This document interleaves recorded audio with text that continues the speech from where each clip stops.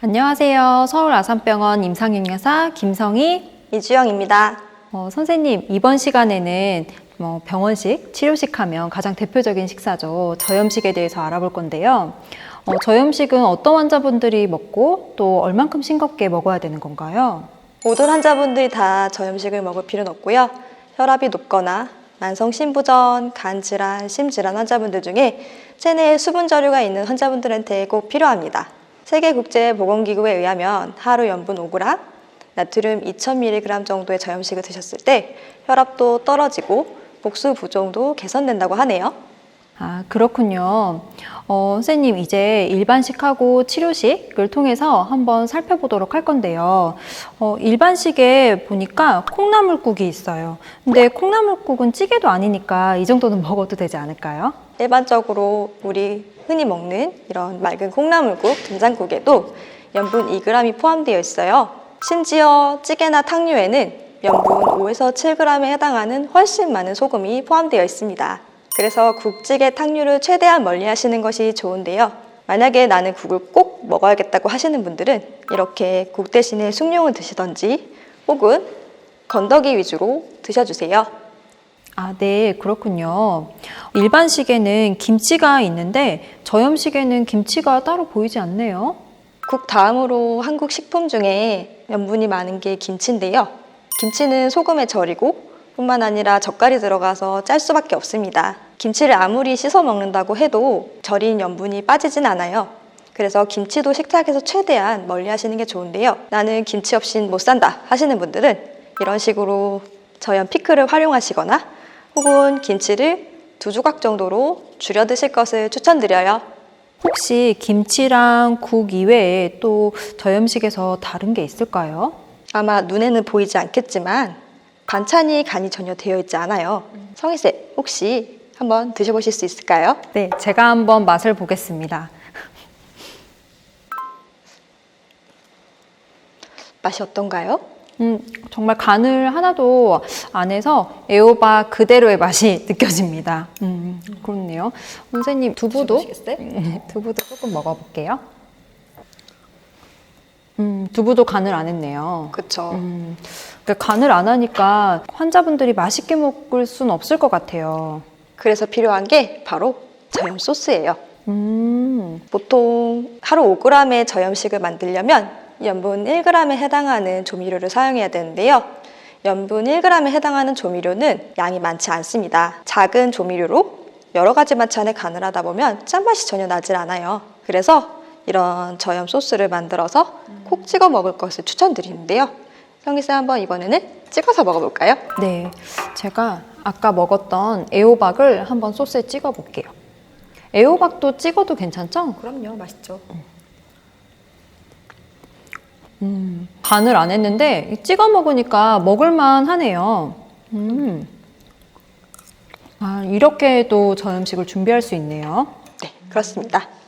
제가 방금 소스 한번 찍어 먹어봤는데 소스 만드는 비밀을 좀 환자분들한테 알려주세요. 소스 만드는 방법은 전혀 어렵지 않습니다. 이렇게 계량 스푼과 담을 수 있는 그릇을 준비해 주시고요. 저희가 보여드리는 동영상을 천천히 보시면 됩니다. 자, 그럼 저희가 준비한 동영상을 한번 보시겠습니다.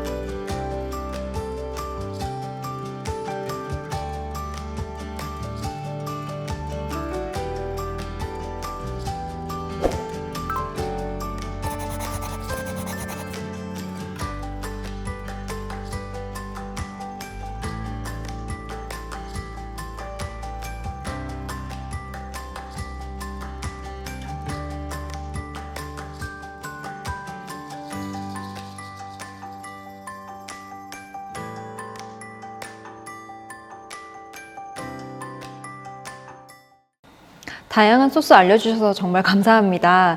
선생님, 그런데 시중에도 소스 굉장히 많이 판매하잖아요. 이것도 이용해도 괜찮나요? 물론 시판되는 소스도 많이 활용하실 수 있어요. 시판되는 드레싱류는 이렇게 재료에 따라서 염분 함량의 차이가 있는데요.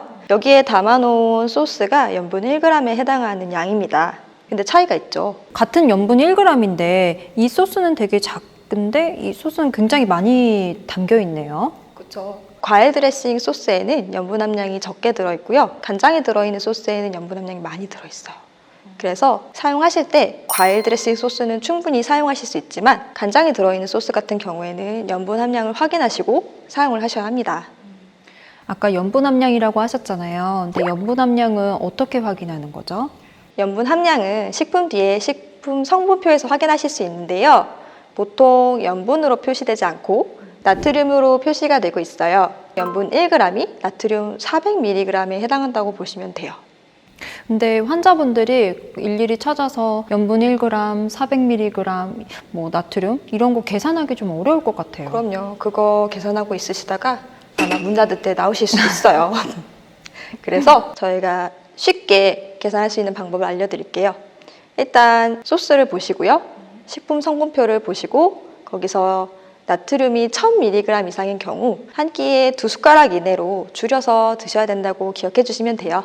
엄청 쉽네요. 1000mg만 확인하고 그 이상의 소스면 조금 줄여서 먹는다. 이렇게 생각하면 되는 거네요. 맞습니다. 그런데 환자분들 중에서 라면이랑 레토르트 카레? 나 못 참겠다. 너무 먹고 싶다 하는 분들도 꽤 많으세요. 어떻게 해야 되죠? 그렇죠. 라면은 최애 식품이잖아요. 근데 라면 한 봉당 나트륨이 2000mg, 염분 5g으로 하루에 먹어야 하는 염분량이 다 포함되어 있어요. 그래서 사실 드실 걸 추천하진 않지만 혹시나 꼭 드셔야 되는 경우라면 스프를 절반도 아니고 3분의 1 정도로 줄여서 드셔야 해요. 카레도 혹시 좀 줄여서 먹어야 되는 거죠? 네, 카레 같은 경우에는 1인분의 절반 정도를 드실 수 있다고 보시면 됩니다.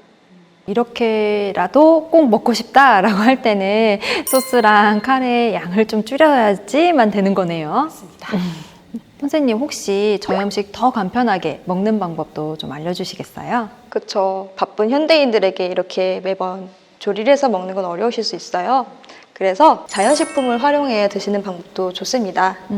고구마 2개에 계란 2개에 샐러드에 염분 함량이 적은 키위 드레싱을 뿌려서 균형 잡히고 맛있는 저염 식사를 실천하실 수 있으세요.